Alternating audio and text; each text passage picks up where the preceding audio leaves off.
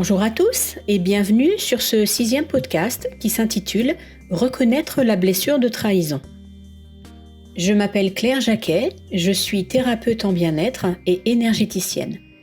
Je vais vous parler aujourd'hui de la 4e des 5 blessures qui nous empêchent d'être pleinement nous-mêmes, selon Lise Bourbeau, la blessure de trahison. Je vais vous expliquer à quel moment elle s'éveille, ses caractéristiques et le masque activé pour s'en protéger. Avant cela, je vous laisse découvrir mon cabinet. Je reçois chaque jour et propose également des consultations et des soins énergétiques à distance. Mon rôle est de vous permettre de retrouver votre bien-être intérieur, votre sérénité, en vous accompagnant avec bienveillance. Je vous aide à mieux vous connaître, à vous aimer, à regagner confiance et estime de vous, à comprendre et à dépasser vos blocages pour redevenir un être autonome et heureux. Mon accompagnement vous apportera un regard neuf et vous permettra d'y voir plus clair dans votre vie.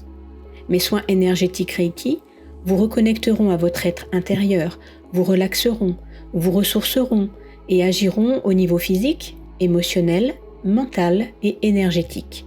Ainsi, vous serez libéré de vos tensions, rééquilibré et votre vitalité sera renforcée. Place maintenant à ce nouveau podcast.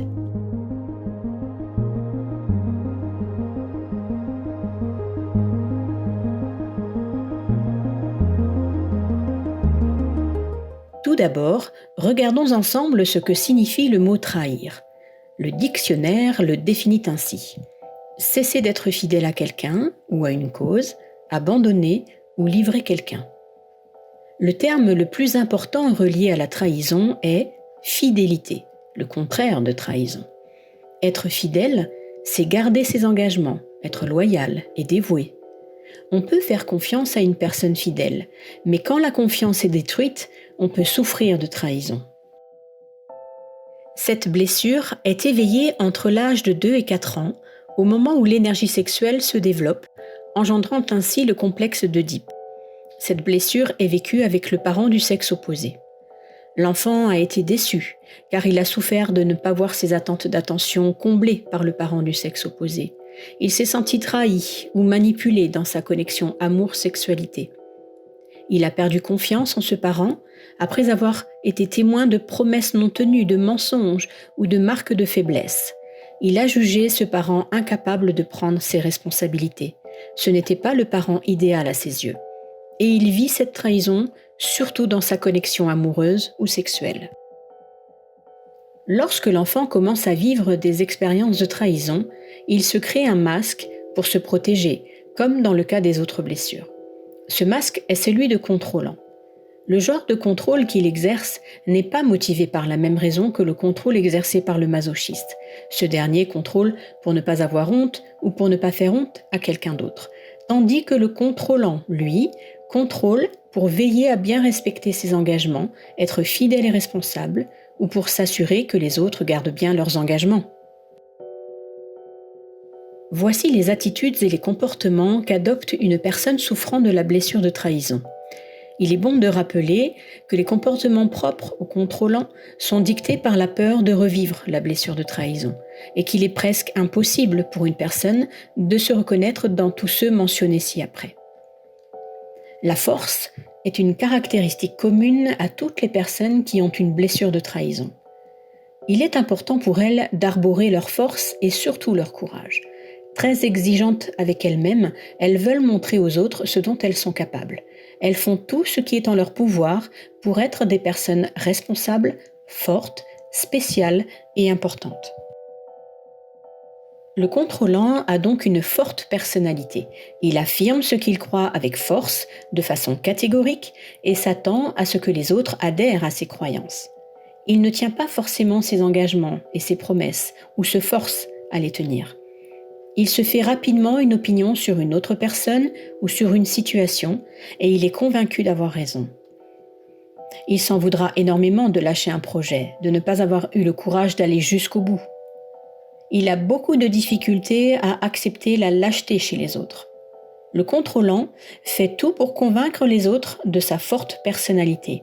Il utilise ses qualités de chef pour imposer sa volonté.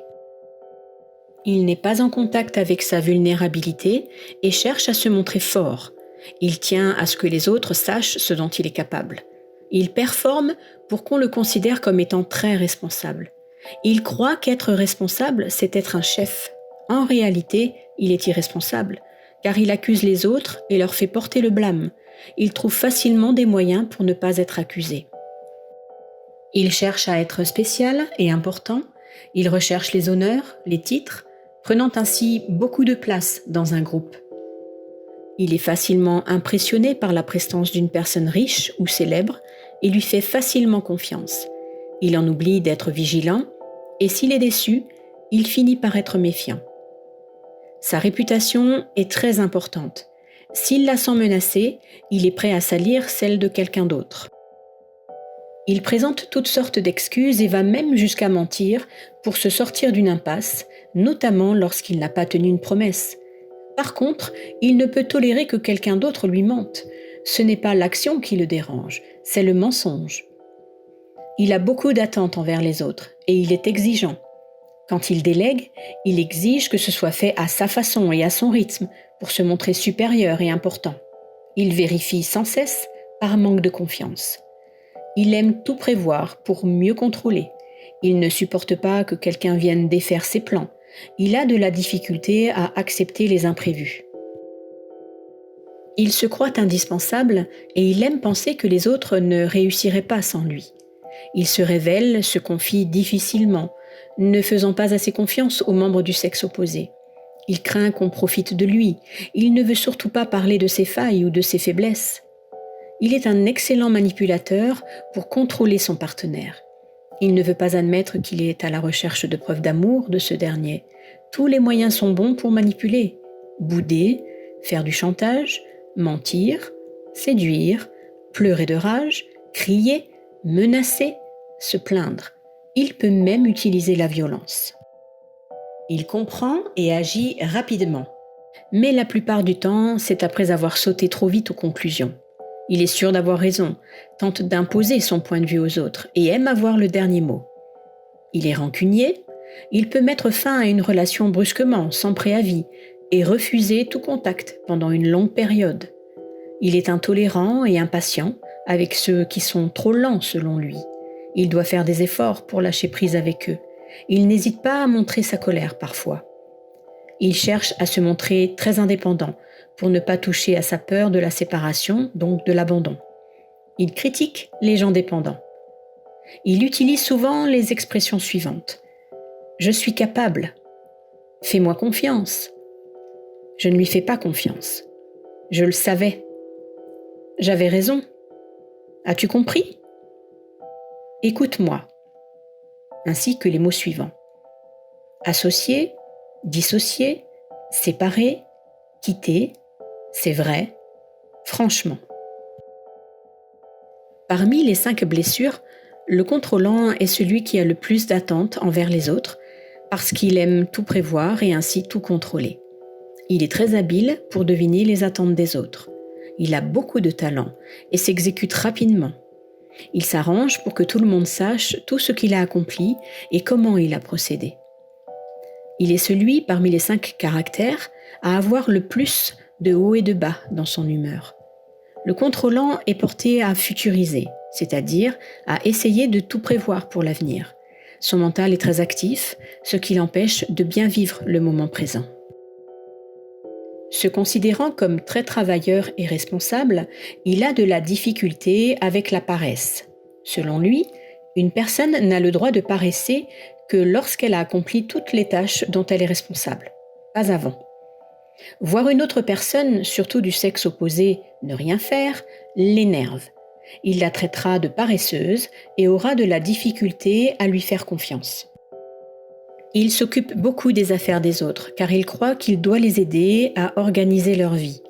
Il oublie que c'est pour s'assurer que les autres répondront à ses attentes et ne le trahiront pas. Lorsque quelqu'un essaie de convaincre le contrôlant d'une nouvelle idée, il est facilement sceptique. Le plus difficile pour lui est d'être pris par surprise, de ne pas avoir le temps de se préparer. La plus grande peur du contrôlant est la dissociation sous toutes ses formes, la séparation, le reniement. Le contrôlant est le type de personne qui vit le plus difficilement une séparation de couple. Pour lui, c'est une défaite sérieuse. Cela lui rappelle qu'il n'a pas eu le contrôle sur la relation. Il semblerait que ce soit les contrôlants qui vivent le plus souvent des séparations, des ruptures. S'ils ont peur de s'engager, c'est aussi parce qu'ils ont peur d'une séparation. Cette peur les porte à s'attirer des relations amoureuses où le partenaire n'est pas libre de s'engager. C'est une bonne façon pour eux de ne pas voir que ce sont eux-mêmes qui ne veulent pas s'engager. Ils ont de la difficulté à faire un choix lorsqu'ils croient que ce choix risque de leur faire perdre quelque chose.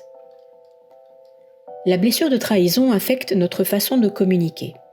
Les peurs du contrôlant, qui l'empêchent de communiquer clairement et de faire ses demandes, sont les suivantes.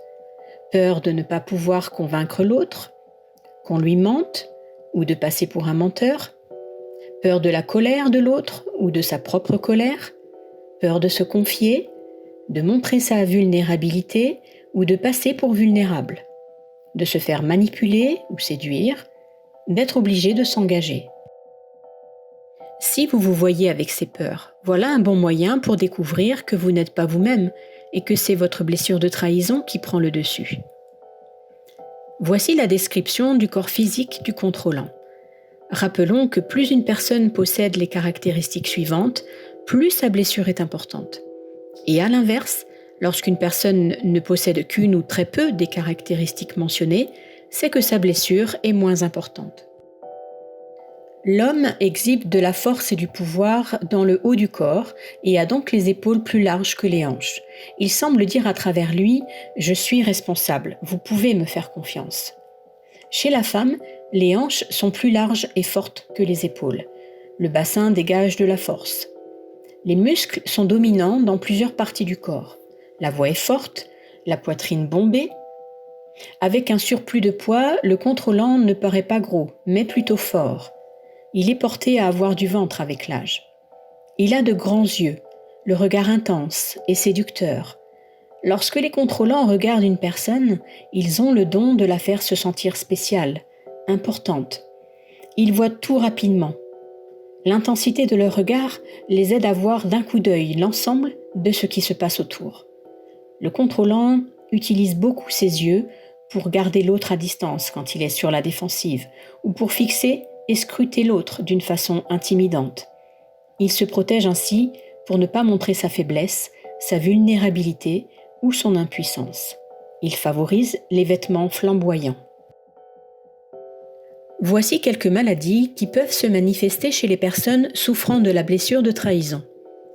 L'agoraphobie, les raideurs aux articulations, principalement aux genoux, la spasmophilie, l'impuissance sexuelle, la diarrhée, la paralysie, les problèmes au niveau du système digestif, surtout au foie et à l'estomac, les maladies finissant en it, l'herpès buccal.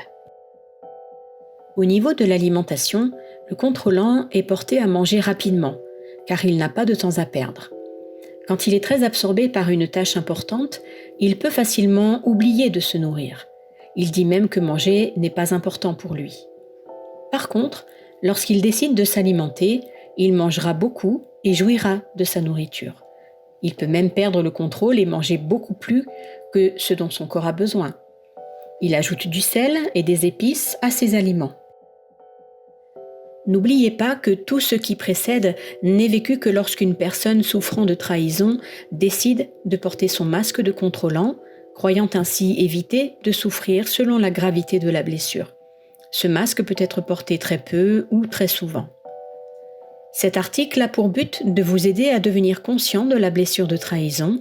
Le dernier article contiendra toutes les informations dont vous aurez besoin pour guérir cette blessure et redevenir vous-même sans croire que la vie est remplie de trahison.